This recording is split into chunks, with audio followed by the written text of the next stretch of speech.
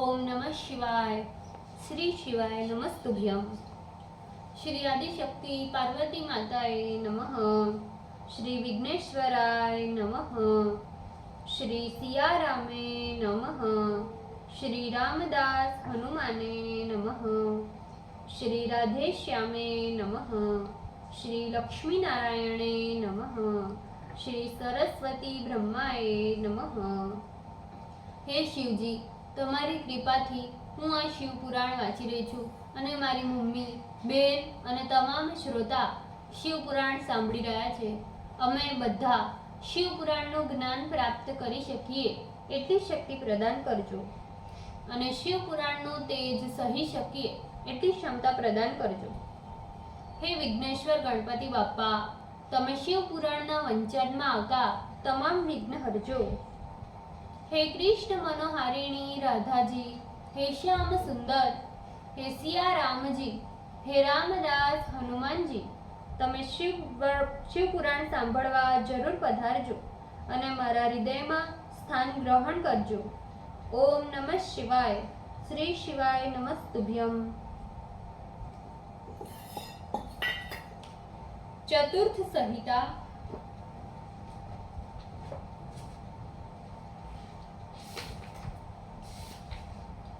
चतवान ऋषो अध्याय व्याघ्र कथा प्रसंग में शिवरात्रि व्रत के महत्व का वर्णन, पेज नंबर 1328. मृगी भी प्रसन्न हो जल पीकर अपने निवास स्थान पर चली गई. इस प्रकार व्याध का दूसरा प्रहर भी जागते हुए बीत गया.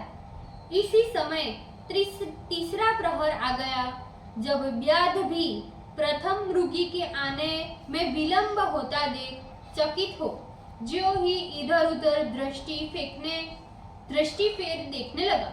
उसी समय एक मृग सरोवर की ओर आता दिखाई पड़ा. उस हृष्ट पृष्ठ मृग को देखते ही व्याध बहुत प्रसन्न हुआ और धनुष बाण चढ़ाकर उस मृग को मारने के लिए उद्वत हो गया.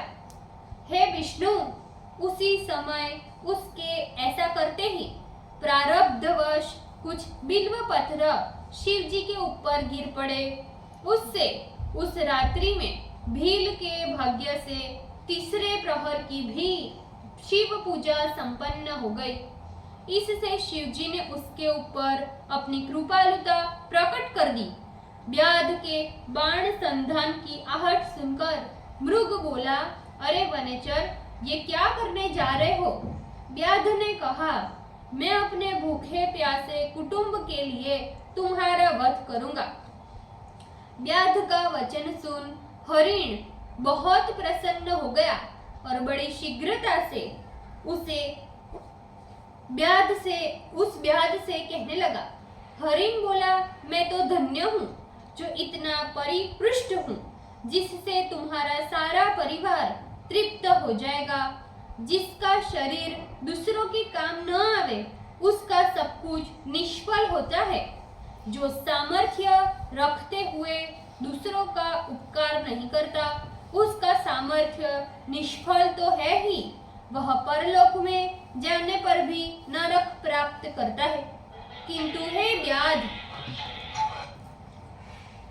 एक बात मेरी सुनो. मैं अपने बाल बच्चों को उनकी माता को सौंपकर और उन्हें अच्छी प्रकार धैर्य देकर पुनः तुम्हारे पास आ जाऊंगा. मृग का ऐसा वचन सुन व्याध अपने मन में बहुत विस्मित हुआ. उसका पाप पुंज अब नष्ट हो चुका था और थोड़ा थोड़ा मन भी शुद्ध हो गया था.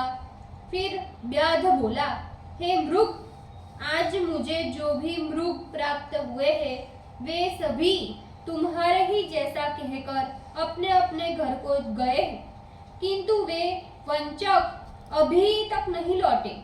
तुम भी संकट में प्राप्त होकर उसी प्रकार झूठ बोलकर मुझे प्रवंचित कर रहे हो.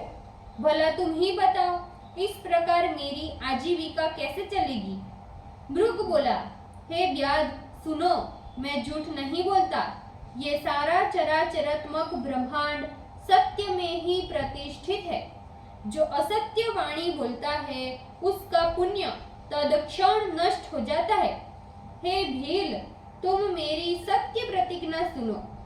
संध्या काल में अथवा दिन में मैथुन करने से, शिवरात्रि को भोजन करने से, झूठी गवाही देने से, धरोहर रखकर बेईमानी करने से और संध्या रहित ब्राह्मण को जो पाप लगता है, जिसके मुख से शिव नाम का उच्चारण नहीं होता, समर्थ होते हुए भी जो उपकार नहीं करता, पर्व में श्रीफल के तोड़ने से, अभक्ष्य भक्षण करने से, शिव पूजन एवं शरीर में बिना भस्म लेप किए बिना भोजन करने से जो पाप लगता है, वे सभी पाप मुझे लगे यदि मैं तुम्हारे पास लौटकर न आऊं।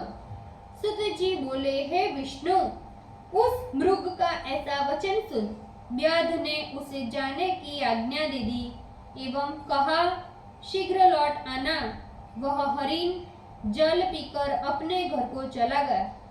इधर सभी मृग एवं मृगी अपने आश्रम में जाकर परस्पर प्रणाम कर मिले और एक ने दूसरे को सारा वृतांत परस्पर निवेदन किया।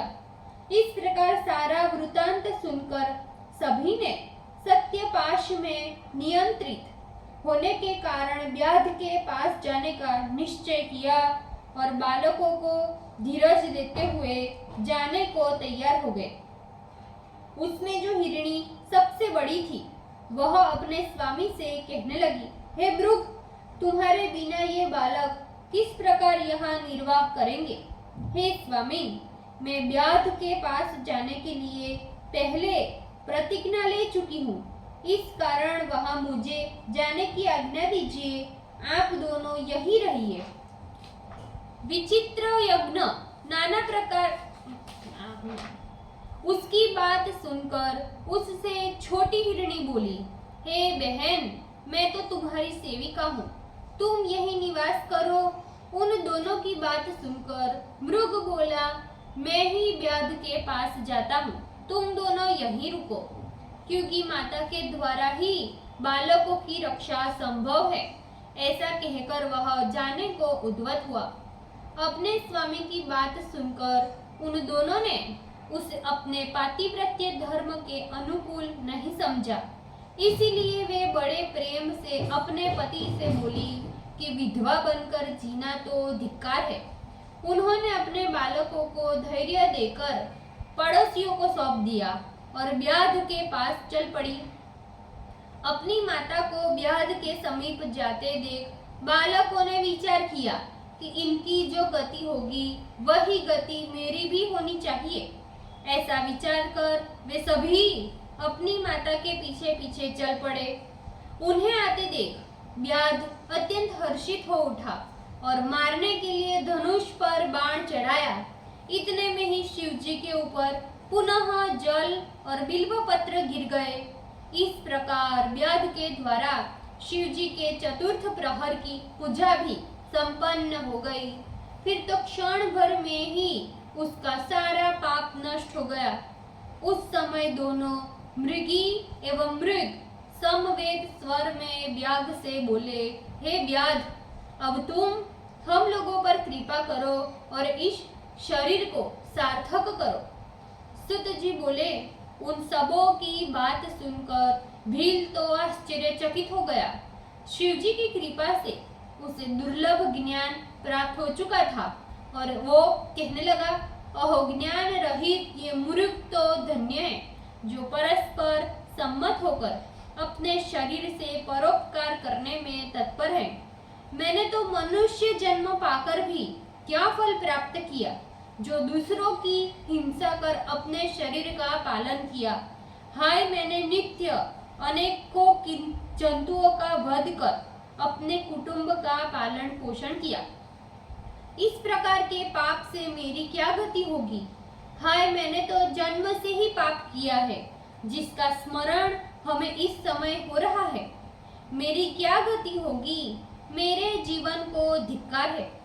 इस प्रकार ज्ञान को प्राप्त हुआ वह व्याध अपने बाण को तरकस में रख लिया और उस मृग से बोला, हे श्रेष्ठ मृगो, तुम लोग धन्य हो, अब तुम लोग अपने अपने स्थान पर चले जाओ।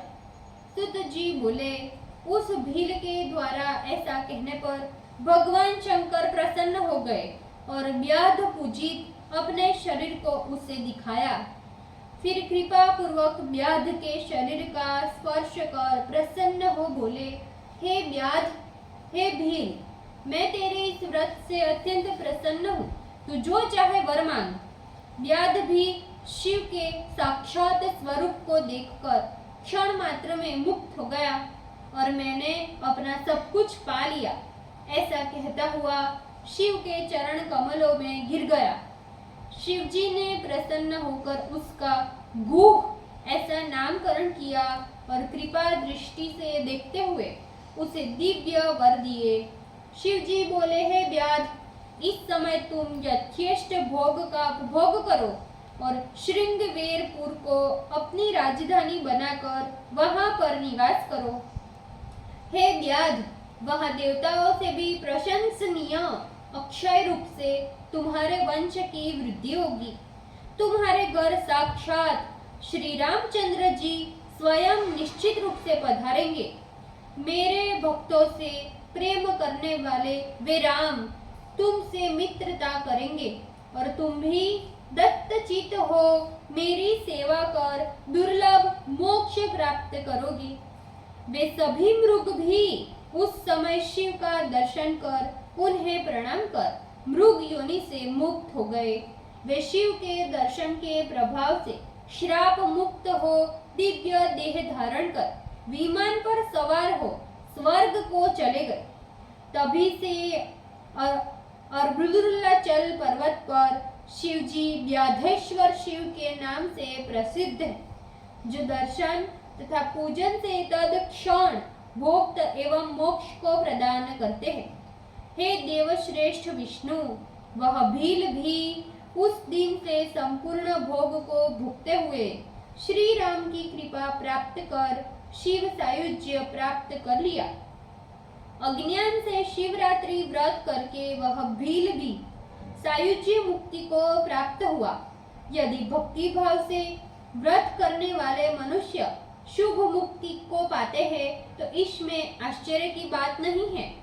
मैंने समस्त शास्त्रों का अध्ययन कर एवं सभी धर्मों का आलोडन कर शिवरात्रि व्रत को सर्वोत्कृष्टता का वर्णन किया है। अनेक प्रकार के व्रत, अनेक प्रकार के तीर्थ, विविध दान, विचित्र यज्ञ, नाना प्रकार के तप एवं अनेक प्रकार के जप एवं शिवरात्रि व्रत की तुलना नहीं कर सकते। इसीलिए अपना हित चाहने वालों को यह अति श्रेष्ठ दिव्य भोग एवं मोक्ष देने वाले इस शिवरात्रि व्रत का आचरण अवश्य करना चाहिए। मैंने इस प्रकार कल्याणकारी शिवरात्रि व्रत का संपूर्ण रूप वर्णन किया। यह संपूर्ण व्रतों में श्रेष्ठ है। हे ऋषि गणों, अब आप लोग और क्या सुनना चाहते हो? ओम नमः शिवाय। श्री शिवाय नमस्तुभ्यम। ભૂલચૂક માફ કરજો શિવજી, કૃપા રાખજો। આજના શિવપુરાણના વંચનનું પુણ્ય મને પ્રદાન કરજો શિવજી। ઓમ નમઃ શિવાય। શ્રી શિવાય નમસ્તુભ્યમ।